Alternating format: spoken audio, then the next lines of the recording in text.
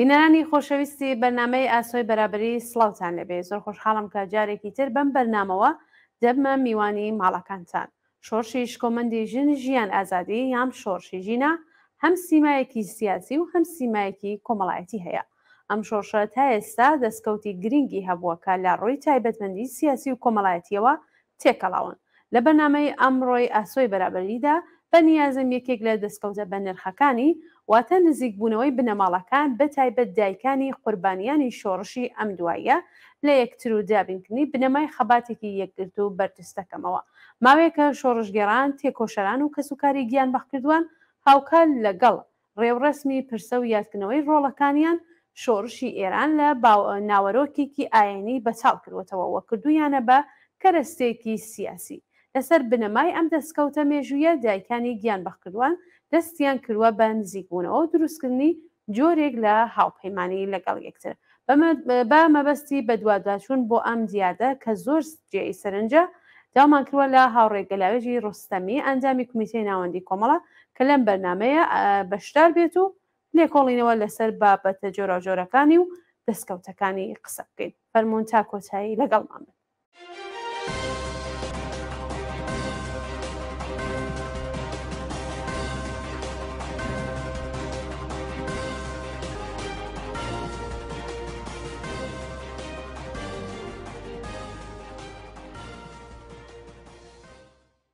بەڵێ ئازیزان لەم بەشەدا دوای ناوبڕێک هاوڕێگەلاوێژمان لەگەڵە و هاوڕێگەلاوێژم کاتت باش و زۆر بەخێر بێ بۆ بەرنامەی ئاسۆی بەرابەری.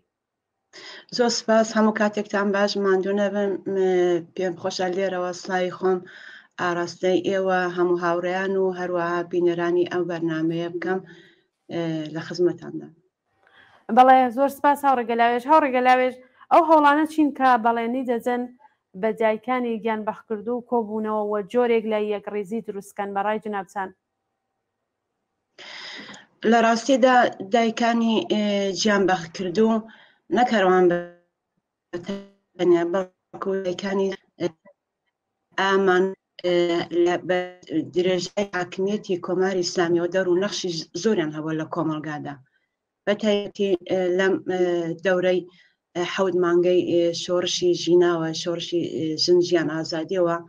دەور و نەخشی ئەوانە زۆر بەرچاو بووە. ئەم دایکانە بوونەتە هێما و هیوابەخشی زۆربەی ئەو کەسانی کە لەسەر شەقامەکانن.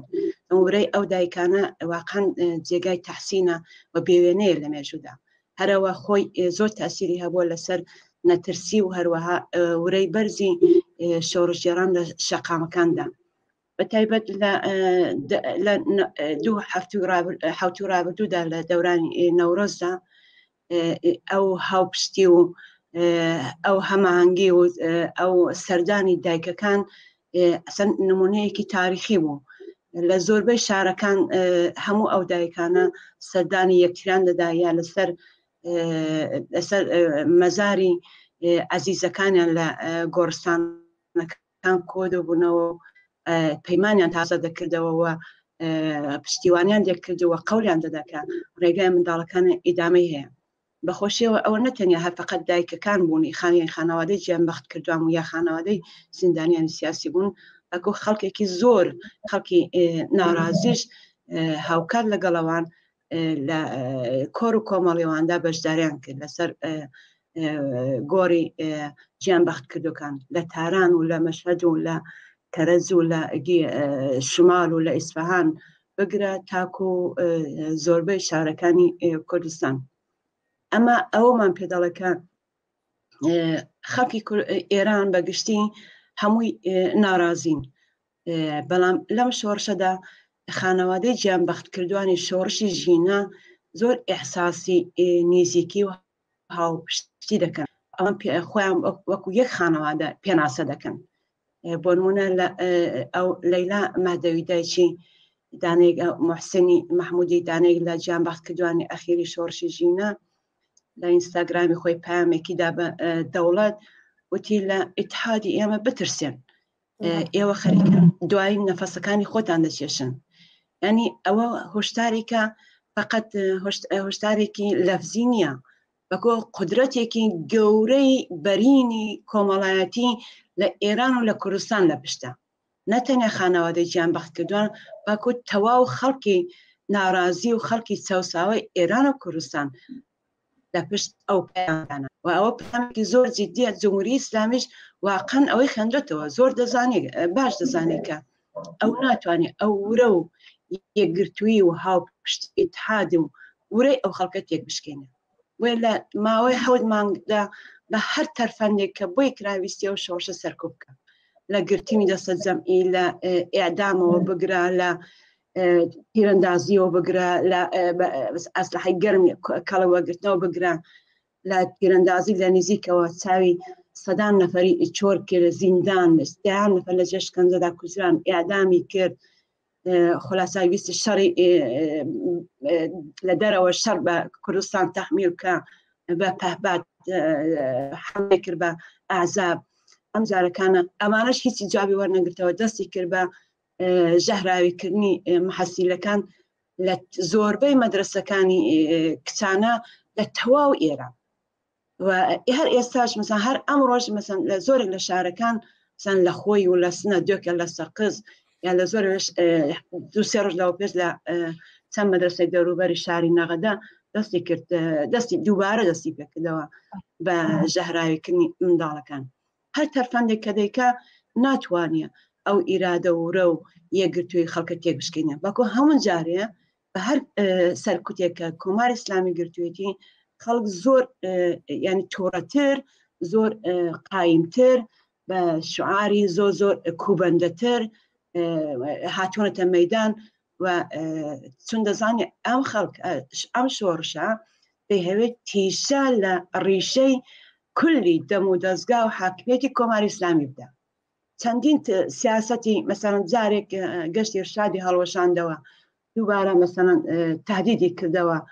جارێکم بە جەریمە و شەدویستی حجابی ئیجباری تەحمیلکە قەدەم بە قەدەم پاشەکشەی کردووە بەڵام ئێستا تەرفەندی دیکەی بەکارهێنەوە ئیسا نەیتوانێەوە خەڵک وەکو ئەو تێز و ئانتیتێزی علمی مارکس خەڵکی فێری ئەو تێزانە بوونە ئەو تاکتیکانە بوونە هەر سیاسەتێک تاکتیکێک کە کۆماری ئیسلامی ئەوی دەبژێرێ بۆ سەرکوت و بۆ خەفەقکردنی دەنگی ناڕازی میلیۆنها خەڵکی ئێران و یا بۆ ترساندنیان خەڵک بە شێوەیەکی دیکە خەباتی خۆیان ئیدامە دەدا بەکۆ قورستر و تند و قاینتر بەنابەرین دەمهەیە ئەوە بڵێم کە ئەو یەکگرتووی و هاوپشتی خانەوادەی گیانبەخت کردوانی شۆڕشی ژینە یا بڵێن لەژێر دروشمی ژن ژیان ئازادی و هەروە خانەوادەی زیندانیانی سیاسی ئەمە تەنیا هاوپشتی ئەم دوو بەشەن لە کۆمەلگا نییە بەڵکو هاوپشتی کولی کۆمەلگای لە پشتە ئەمە کولەن دواتر دەتوان زیاتر باسکەم کە خانەوادەی گیانبەخت کردوان وەکو کۆڵەکەیەک بوونە بۆ درێژەدانی خەبات لە دژی کۆماری ئیسلامی هەمیشە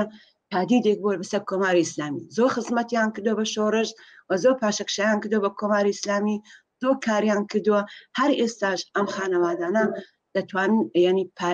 وەکو کۆڵەکەیەکی ئەسلی ئەم شۆڕشە دەتوان ئەو شۆڕشە بە سەرنجام گەین ڕێگای منداڵەکانی ئیدامەدەن من هیچ گومانم دەوەدانە کە ڕێگای ئەو گیانبەخت کردوانە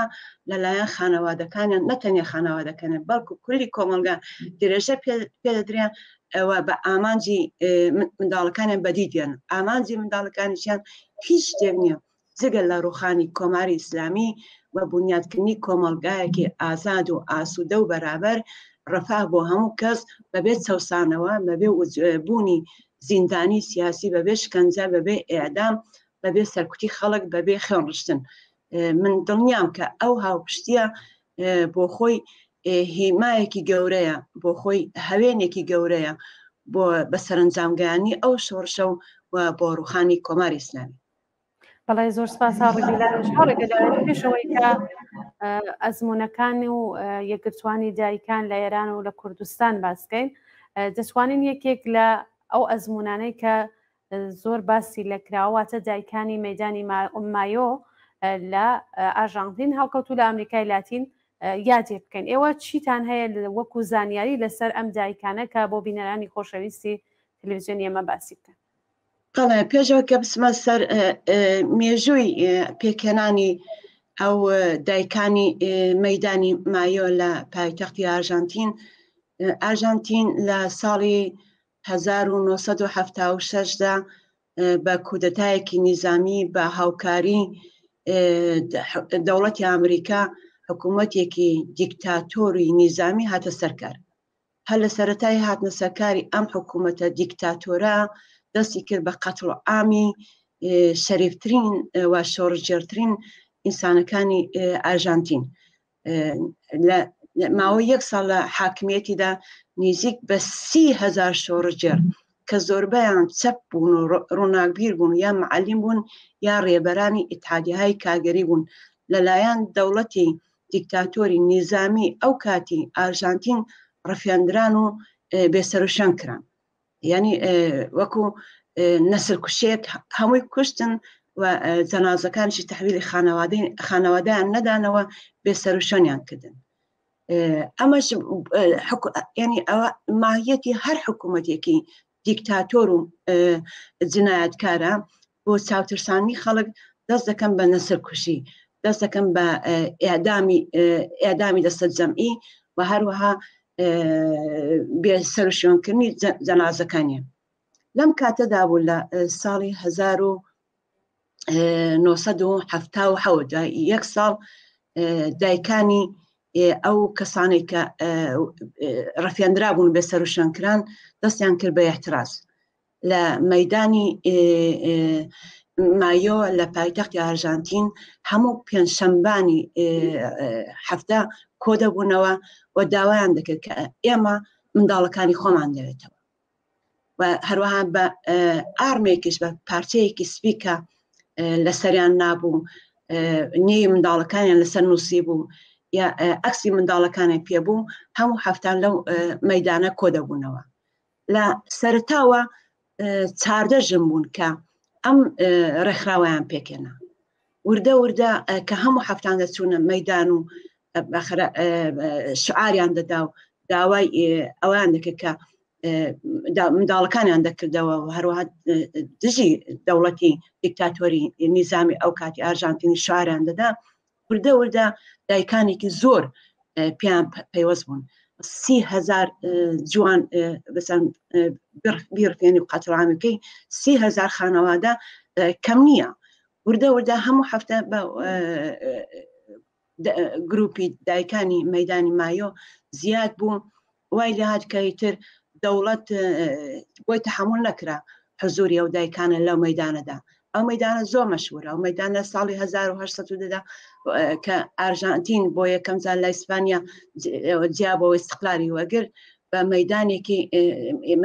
سیاسی، بە مەیدانی ئازادی مەسەر مەشهور بوو. ئەو دایکانەش لەو مەیدانە توانیان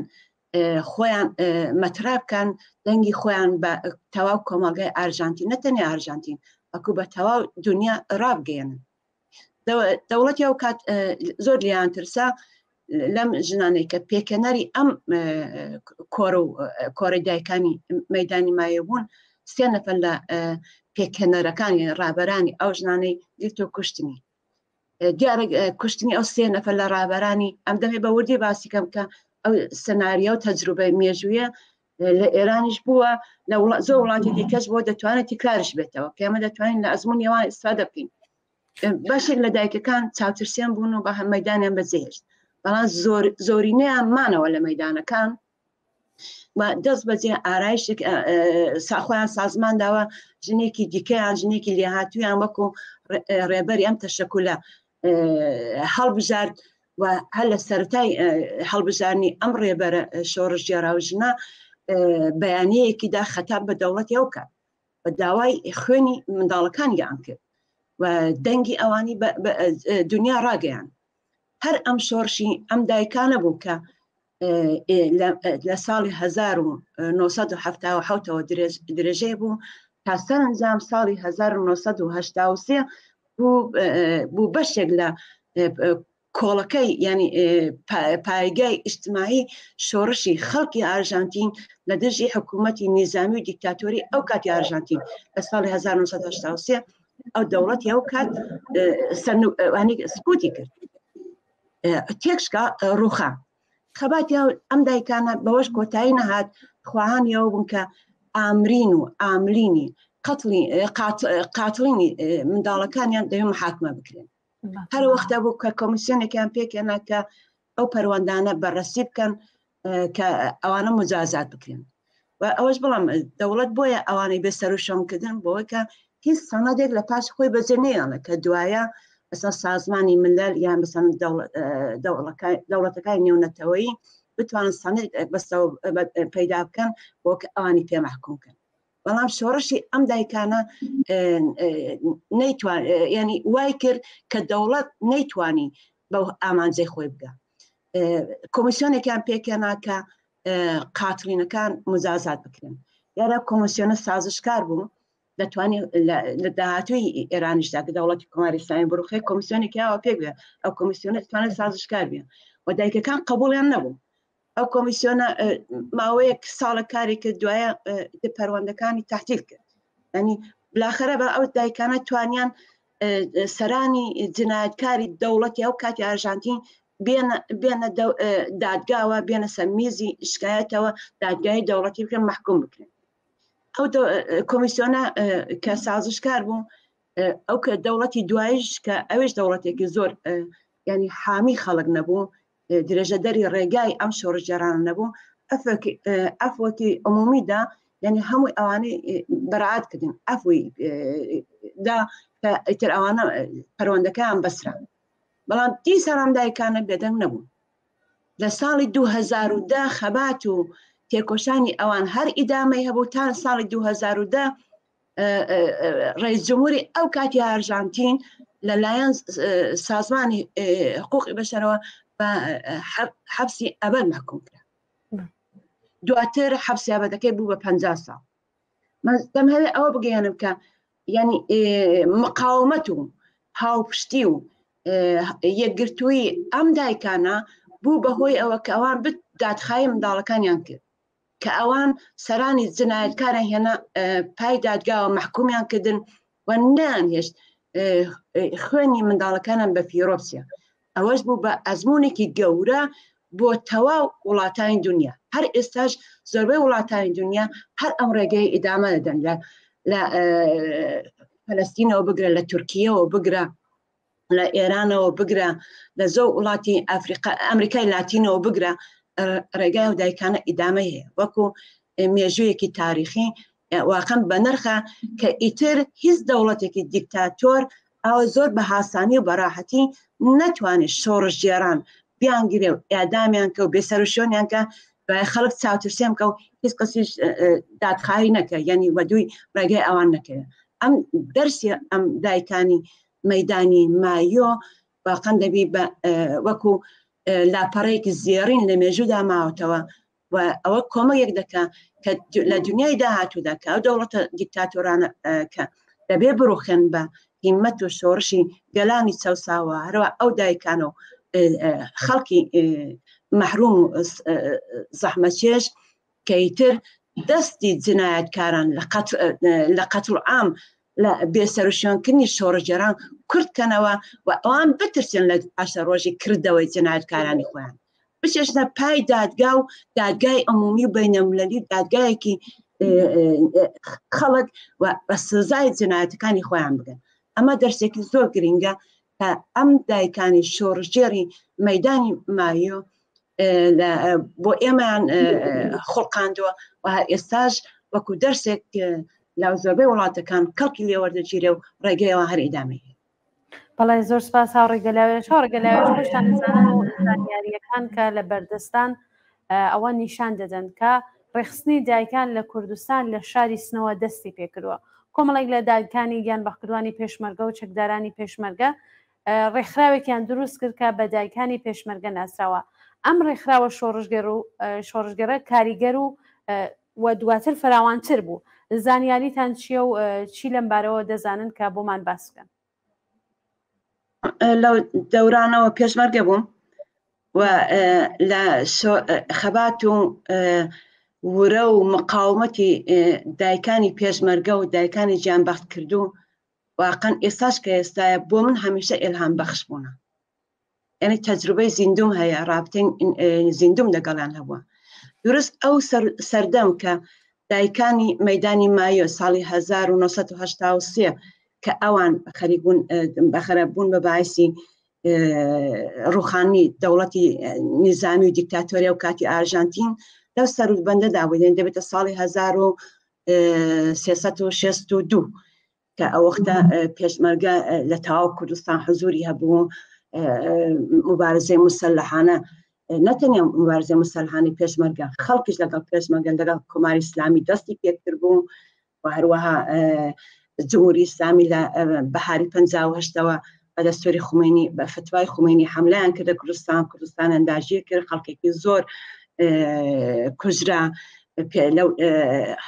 شەڕی نێو خەڵک و پێشمەرگە لەگەڵ کۆماری ئیسلامی بەداخەوە هەم خەڵکێکی زۆر گیانیان لەدەستدا، هەم پێشمەرگەیەکی زۆر گیانیان لەدەستدا بوون بە گیانبەخت کردوانی، یعنی بوون پەیوەست بوون بە سەفی گیانبەخت کردوانی شۆڕشی خەڵکی کوردستان لە دژی کۆماری ئیسلامی. لەو سەروبەندەدا بوو کە بست بە بست کۆماری ئیسلامی دیارە بە مقاومەتی خەڵک و پێشمەرگەوە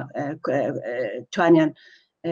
بە زەحمەت توانیان کوردستان داژیکەنە، وانەبوو کە خەڵک سەنگەر چۆرکە یا پێشمەرگە سەنگەر چۆرکە.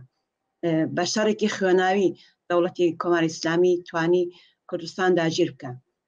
ئەو سەرودبەندە بوو کە ساڵی 1362-63 کە کوردستان وردە تەواو داگیر کرا، زۆرێک لە خەڵک پێشمەرگە بوون، لە ژن و لە پیاو زۆر کەس پێشمەرگە شەهید بوون و ئەو دایکانی پێشمەرگە و دایکانی گیانبەخت کردو واقعا دەور و نەخشی یەکجا زۆریان هەبوو لە مقاومەتی شۆڕشی هەخوازانەی خەڵکی کوردستان لە دژی کۆماری ئیسلامی ئێران، هەر لە سەرەتای حملەکردنی کۆماری ئیسلامی بە کوردستان، هەر لە سەرەتای هاتە سەرکاری کۆماری ئیسلامی بۆ لە ئێران. ئەم دایکانە وەکو خۆت ئاماژەت پێکرد، دایکانی پێشمەرگە لە زۆربەی شارەکانی ئێران بە تایبەت لە سنا کە زۆربەی خانەوادەی پێشمەرگەی کۆمەڵی بوون، لەوەی پێکات دەور و نەخشی یەکجار زۆریان هەبوون. هەر پێشمەرگەیەک کە شەهید بووایە لە هەر چۆرەدەیەک یا شارێکی دیکەی ئێران ئەم دایکانە خۆیان دەگەیاندا و خانەوادانە. لە وەختی لێقەوماندا، لە وەختێک کە دایکێک باوکێک جگەرگۆشەکەی لەدەستداوە، ئەو دایکانش کە بۆ خۆیان پێشتر ئەو جگەرگۆشتی خۆیان دەستدا بوون سەردانیان دەکردن. ئەو بوو بەهۆیەوە کە هەموو خانەوادانە ئەحساسی تەنیایی نەکەن، وەرەی زۆریان دا بە یەکتر. دایکانی پێشمەرگەش لەگەڵەوان ینی هاوکار لەگەڵەوان دەور و نەخشی زۆریان هەبوو. ئەگەر کەسێکیان دەگرت، جوانێکیان دەگرت دایانبر بۆ زیندانەکان کوردستان، ئەم خانەوادانە بە تایبەت دایکەکان دەستە جەمعی دەچوون بەر زیندانەکان و داوای ئازادکردنی ڕۆڵەکانیان دەکرد. دەور و نەخش یەکجا زۆر ئەوە لەو بابەتەوە کە بۆ خۆیان تەسیری زۆریان هەبوو لە وەرەبەخشین بە یەکتر، ئەوکە دەردیان مشتەرک بوو و دەچیان زانی کە ڕێگای چارەسەرکردنی دەردەکانی و مشکلەکانیشیان دەبی ینی هاوبەشە. دەیانزانی کە عاملی ئەسلی بەدبەختی و کشت و کوشتان لە کوردستان کۆماری ئیسلامیە و دەچیان زانی کە تەنیا بە ڕوخانی کۆماری ئیسلامی دەتوان ئەوان بە یان خوێنی ڕۆڵەکانیان بەدەست بێنن و قاتڵینی ڕۆڵەکانیان بچێشنە دادگا و بۆیە پشتیوانیان لێکرد. ئەمە بەشێک لە خەباتی وان بوو. بەشی دووەم ئەوان دەور و نەخشی زۆرانە بوو، وەختێک ئەوان هەڵقەیەک بوون وەکو هەڵقەیەکی زنجیر لە بینی پێشمەرگە و خەڵکی کوردستان. وردە وردەکە پێشمەرگە پاشە کشێکی بۆ سنوورەکان کوردستان میلیتاریزە کرا گیراوە، ئیتر پێشمەرگە حزوری نەما لە ناو خەڵکدا بە مستەقیم لە ناو کوردستاندا. بەڵام ئەو دایکانی گیانبەخت کرد و دایکانی پێشمەرگە نانێژە پەیوەندی بینی خەڵک و پێشمەرگە بپسکرێت، وەکو زنجیرێک ئەو پەیوەندیان بێ کە وەسڵ کرد. سەرڕایەوە کە شەڕی ئێران و عێراق بوو تەواو مەرزەکان هەموو پایگەی جمهوری ئیسلامی لێبوو، جمهوری ئیسلامی ڕەشە بگیری دەکرد، ئەدامی دەسەد جەمعی دەکرد، بەسەن دەستا لە شۆڕژێڕانی لە سنان لە مەریوان 59 نەفەری لە مەهاباد قەتڵ عام کرد، ئێعدام کرد، خەڵکی زۆرێک لە دێهاتەکانی قەتڵ عام کرد وەکو قارنە و قەڵاتان شەڕی ناغەدەی هەڵایسان دایکانی پێشمەرگە دایکانی گیانبەخ کرد و تاترسیان نەبوو. ڕۆڵێکیان هەبوو کە پەیوەندیان ئەو پەیوەندیان ڕاگرت و هەروە ئەوە پەیامی پێشمەرگیان بۆ لای خەڵک گواستەوە و پەیامی خەڵکشان بۆ پێشمەرگە دێنە. هەر بۆیە پێشمەرگەی کۆمەڵە ئێمە هەمیشە بەشێکی جیانەکرا و لە خەبات و تێکۆشانی خەڵکی چەوساوی کوردستان بووینە و هەمیشە ئەوان ئێمە پابەپای ئەوان ئاگاداری هەموو وەزیەتێک بووینە و دەور و نەخشمان هەبووە پێویست لە کاتێکە لازم بووە کۆمەڵە توانیویتی بەخەرە دەور و نەخشی بێ و ئەمەش هەمووی ئێمە مەدیونی ئەم دایکانی گیانبەخت کردو و دایکانی پێشمەرگەی کۆمەڵی. ئێستاش ئێمە دەبی واقعاً ئەمە هەر لێرەوە سەری ڕێز و ناوازشیان بۆ دادەنوێنم و من ورەی مقاومەت و شۆڕژێڕی لە ئەوان فێر بوو، نەکەر من هەموو پێشمەرگەکانی کۆمەڵە ئەوان تاجی سەری شۆڕشی ئەم کوردستان، ئەمان بەش کۆڵەکەی ئەسلی شۆڕشی کوردستان لە ماوەی 44 ساڵدا سەرڕایەوە کە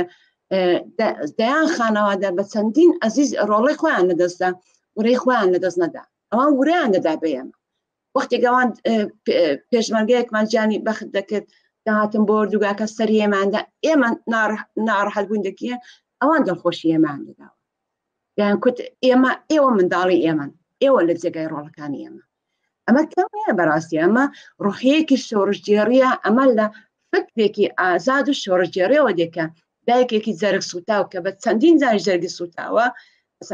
پێشمەرگەی دیکە دەڵێ ئێوە جێگای ڕۆڵەی منتان پەکردەوە ناوی بگیرن ورەتان بەرز بێ. واقعاً ئەوان ورە بەخش بوون نەتەنیا بۆ ئێمە بەڵکو بۆ زۆربەی دایکەکانی دیکە خانەوادەکانی دیکە بۆ تەواو خەڵکی کوردستان و ئەمە ینی مێژوویەکە ئامۆزەندە مێژوویەکە کە ئێمە دەرسمان لێوە گرتووە پێم وایە ئەو مێژوویە دەبی بنووسرێتەوە نەسل بە نەسل لە خەبات و تێکۆشان و لە خۆ لێبردووی و مقاومەت و لە خۆڕاگری ئەمانە دەرزوەگرین و بەکاری بێن. هەر ئێستاش ئەم خانەوادانە لە مەیدانی شۆڕشی ژیان ئازادیدا هەن کە دواتر زیاتر باسی بێت. بەڵێ زۆر سپاس هاوڕێگەلاوێژ. هاوڕێگەلاوێژ ئەگەر بمان هەوێت لەسەر یەک ڕێزی دایکانی گیانبەخکردوو لە ناوچەکانی دیکە قسە و باسکەین مەنزورم لە ئێرانە چون ئێمە لەسەر کوردستان قسەمان وەکو دایکانی ئابانی 92 دایکانی پارکی لالە، ئێوە چه زانیاریەکتان هەیە لەسەر ئەم ڕێکخراوبوونی دایکان لە شوێنەکانی دیکەی ئێران؟ بەڵێ ئێمە وەکو شایدی زیندووین بۆ ینی ئەزمموی ئەو دایکانی خاوەران دەپێشدا لە هاوینی 16 یان لە ئەواخری مانگی مۆرداد و شاریوەردا دەوڵەتی کۆماری ئیسلامی دەستی کرد بە قەتڵ عامێکی وەسیع لە تەواو زیندانەکانی ئێراندا بە هەزاران کۆمونیست و چەپ و شۆڕژێڕ و ڕەشنبیر و ئێدام کرد و ئەو ئێدامانە دەستە جەمعی بوون و دەوڵەتی کۆماری ئیسلامیش وەکو دەوڵەتێکی دیکتاتۆر و توتالیتەر ئەو کات ئەم زیندانیانەی لە حاشیەی شارەکان وەکو خاوەران یعنی خاوەران نەتەنیا لە تاران لە زۆربەی شارەکانی ئێران خاوەران لەم چەشنە هەیە قەتڵ عامی دەستە جەمعی زیندانیانی سیاسی بەتایبەت کە زۆربەیان چەپ و ئازادی خواز و بەرابەری تەڵەبوون لە ژن و لە پیا و حتا منداڵی ژێر 15 ساڵشی بەدایان منداڵشی ئێدام کرد ئەمانەی جەنازەکانی نەداوە بە خانەوادەکانیان لە چۆلگەکان لە خاوەرەکان دەستە جەمعی کە خستنە ژێرخاک و نێوشی لێناوە لعنە دابات ئەو خاوەرانێک کە ئێستا بە گوڵزاری خاوەران لە تاران مەشهورەوە لە دنیاشدا مەشهورە واقعاً فقط خانەوادەی گیانبەخت کردووان بوون کە ئەوان کۆڵیان نەدا ئەو وەختە دایکانی خاوەرانیش دوای قەتڵ عامەکە پێکات وەکو ڕێکخراوەیەک ئەم دایکانە پەیوەندیان پێکەوە گرت ئەو دایکانە دەستە جەمعی دەچوونە خاوەران جەنازەکان خاکانیان دەداوە زۆر جار ئیسکلێتی ئێدامی دەبیندرا لە بستێکی خاکیان هەڵدەداوە یعنی ئێدامیان ئیسکلێتیان دەدیتەوە ئەوان ئەو خاوەرانیان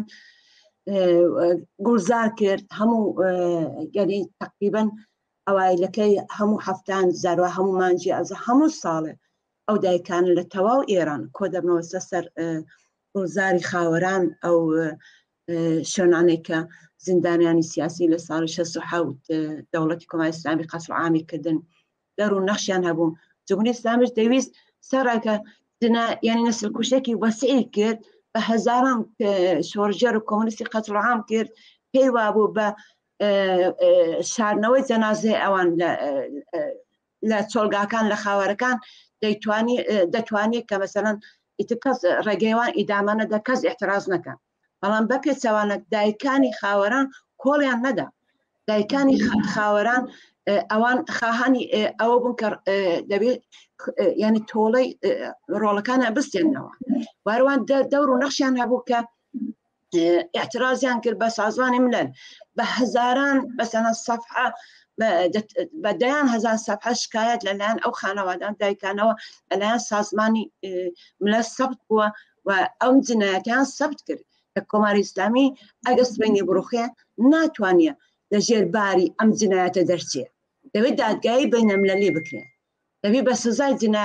جنایەتەکانی خۆی بگە ئەمە کۆمەڵکوژی بوو کە جمهوری ئیسلامی لە حاڵی 67 دەستی پێکرد ئێستاش کە ئیدامەی هەیە ئەمەش مەدیونی خەبات و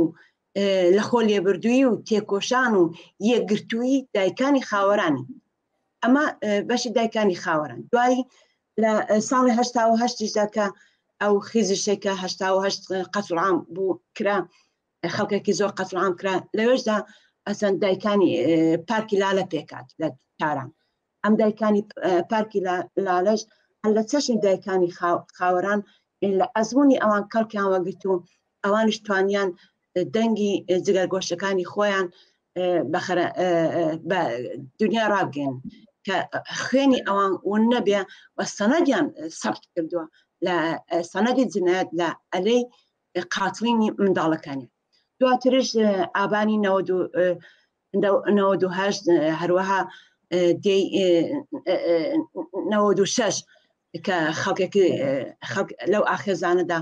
بە تایبەت ئابانی 98 کە خەڵکێکی زۆر یەکجا زۆر بە یەک ڕۆژ کوژران بە 1500 کەس لە ڕۆژێکدا ئەم دایکانش لە ئەزمموی ئەم دایکانەی دیکە خەڵکیان وەگرت و بە دەیان ڕێکخراوەی دایکانی گیانبەخت کردومان هەیە لە ئێراندا دایکانی پێشرە و من بۆیە پێم وایە کە ئێستاش کە 7 مانگە شۆڕشی ژینە دەستی پێ کردووە بە سەدان کەس لە پێناوە شۆڕشەدا گیانیان بەخت کردووە ئێستاش کاتیەوەیە کە ئێمە یعنی ڕێکخراوەیەک پێک بێت لە نەتەنیا لە کوردستان لە تاو ئێران وەکو دایکانی شۆڕشی گیانبەخت کردوانی شۆڕشی ژیان ئازادی کە ینی پەیوەندیان هەبێت لەگەڵ ئەم دایکانی دیکە دایکانی خاوەرانەوە بگرە دایکانی لالەوە دایکانی ئابان دایکانی ژنانی پێشرە و داوانش بەشێکتر لە خانەوادەی گیانبەخت کردوان دەگەڵ دایکانی زیندانیانی سیاسی ئەمانە ئەگەر هەموو ڕێکخراوە بن متحد بن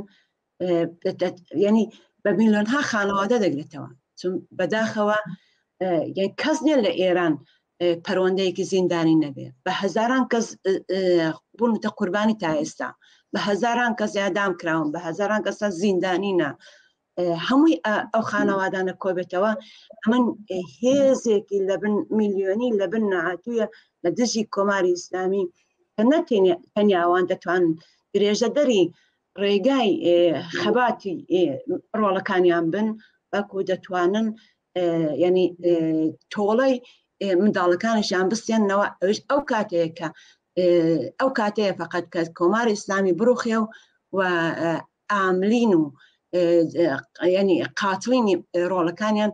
لە دادگای بینەملەلی لە دادگای خەڵکیدا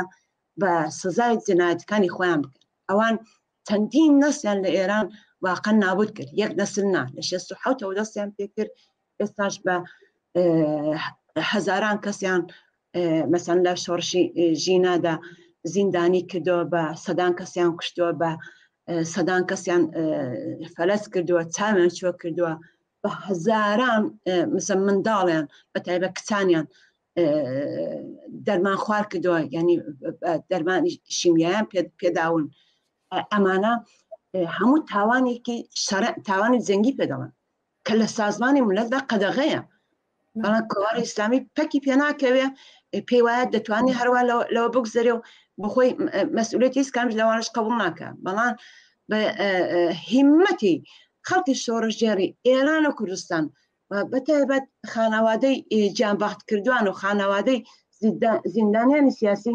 دەوڵەتی ئیسلامی چاڵەشی بۆ خۆی هەڵقەندووە کە دەو چاڵە دەکەوێ و بە هەر بە خەبات و یەکگرتووی ئەم خانەوادانەی گیانبەخت کردووان هەروە خانەوادەی زیندانیانی سیاسی دەکەونە دەی بچێشێنە پێی محاکمە و دادگایی بکرێن بە سزای جەنایەتەکانی خۆیان بگەن ئەزموونی دایکانی گیانبەخت کردو لە ئێران یەکجا زۆرە کە ئەمەش درێژەدەری خەبات و تێکۆشانی دایکانی مەیدانی مایۆ لە ئارژانتینە. بەڵێ زۆر سپاس هاوڕێگەلاوێژ کاتی بەرنامەکەمان زۆر نەماوە چون 5 دقیقە کاتمان ناوە ئەماوە و پرسیارێکیش ماوە ئەگەر بتوان لە و 5 دقیقە ئاماژەکەن بەو پرسیارە و جوابمان بنەوە زۆر سپاس دەکەم. هاوڕێگەلاوێژ گرنگی سیاسی و کۆمەڵایەتی بانگەشەی دایکان و دەستکەوتەکانی بۆ شۆڕشی ژن ژیان ئازادی جنابتان چۆن هەڵی دەسەنگێنن؟ وەکو پرسیارش مختصەن ئاماژەم پێکرد بەڕاستی دیارە شۆڕشی ژن ژیان ئازادی کە بە شوێنەی شۆڕشی ژیداش مختصەرەکەی ناسراوە لە تەواو دنیادا بەشێکی زۆر ینی پێشڕەوانی ئەم شۆڕشە ژنان و گەنجەکانن بەڵام بەڕاستی کۆڵەکەیەکی ئەسلی ئەم شۆڕشەش دایکانی گیانبەخت کردوونە کە پشتی ڕۆڵەکانیان نە ئەوانێک کە گیانیان بەختکردن ناوانێکە لە زیندان ناوانێکە لە شەقامت چۆڵان نەکردوونە ئەو پەیامانەی کە دایکەکان لەسەر گۆڕی منداڵەکانە دەیخێننەوە یا باوکەکان دەیخێننەوە دەڵێ من ڕۆڵەکەم قوربانی ئازادی کردو ئفتخاری پێ دەکەم ڕێگاکە ئیدامە دەدەم و هەروە بە هەزاران خەڵک ئەو شعارە تکرار دەکەنەوە لە گۆڕستانەکان لە شەقامەکان هەر کەسێک مەسەن ینی جەنازەی زیندانیەک کە دێتەوە بە هەزاران کەس بە دەرگای ماڵەکەی و بە پشتیوانی دەدەکەن ئەمان نیشانەی یەکگرتووی و هاوپشتی ئەم خەڵکەیە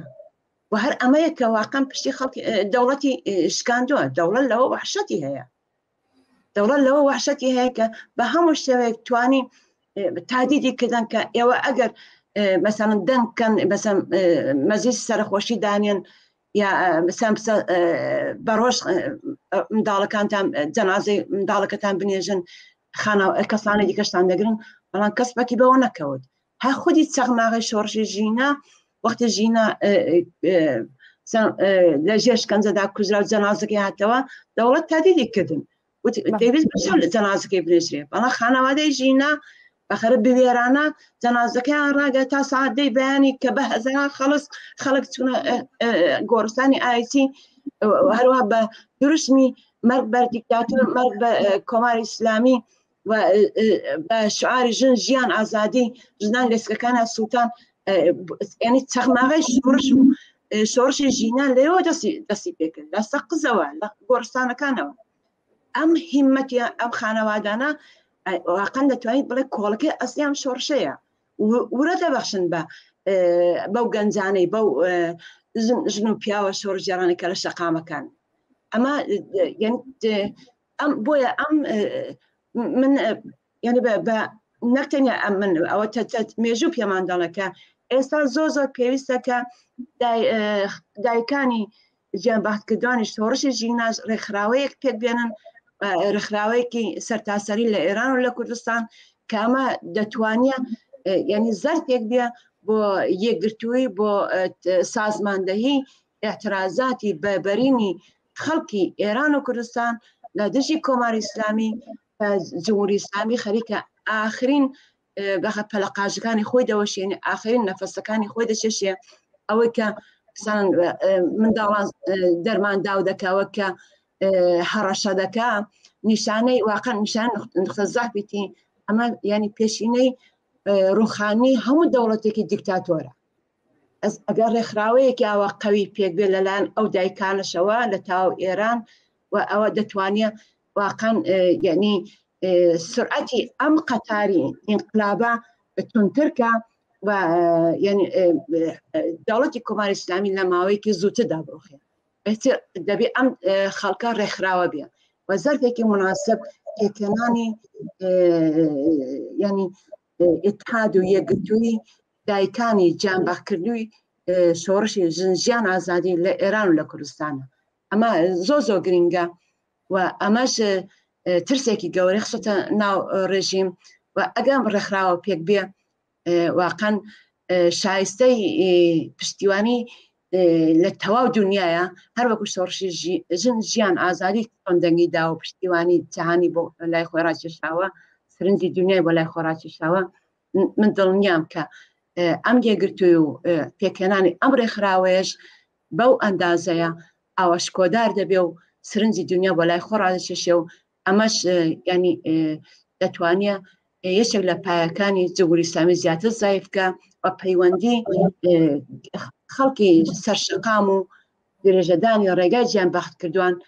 ئەو یعنی زیاتر کە ئەم هەڵقەی وەسڵێک بێ ئەمە ینی سەرکەوتن زیاتر بسۆگەر دەکە ئەمەش دەستکەوتێکە کە سەرڕای ئەوەی کە من حەدم نییە کە لێرە بە خەڵک بڵام و کارە بکە پەیامەکانی دایکەکان و باوکەکان لەسەر گۆڕی ئەزیزەکانیان ئەوەی بە ئێمە کوتووە بەڵام کافیە ئەمەلی پێ بکەین و کە بتوانین تاسیری زۆتری بێ و هەروەها خوێنی ئەم گیانباختکردوانە ون نەبێ و ئامانجی ئەوانش تەنیا ئازادی و بەرابەری و دامەزرانی کۆمەلگایەکی ئاسوودە بەبێ زیندان بەبێ شکەنجە بەبێ ئێعدام ئەمەش تەنیا ینی لەگرەی ئەوەدایە کە دەوڵەتی کۆماری ئیسلامی ئێران بڕوخێ و دەوڵەتێکی سکۆلار و ئازاد و بەرابەر ینی حکوومەتێکی شۆڕایی لەلایەن خەڵکەوە جێگیری ئەم دەوڵەتە بێ ئەمە زۆر گرنگە خەڵکیش بەڵێ زۆر سپاس هاوڕێگەلاوێش کە ئامادە بووی لە بەرنامەی ئاسۆی بەرابەری ئەم هەفتەی تەلەڤیزیۆنی کۆمەڵە سپاس بۆیەوەش ڕێزسلام هەیە سەرکەوت بەڵێ جارێکی تر سپاس بۆ هاوڕێگەلاوێژی ڕستەمی ئەنجامی کومیتەی ناوەندی کۆمەڵە کە لە بەرنامەی ئەمڕۆی تەلەڤیزیۆنی کۆمەڵا واتە بەرنامەی ئاسۆی بەرابەری بەشدار بوو هیوادارمە بەرنامەیە جێگەی سوود و ڕەزامەندیەوەی خۆشەویست بێ بینەرانی عەزیز ماڵاوە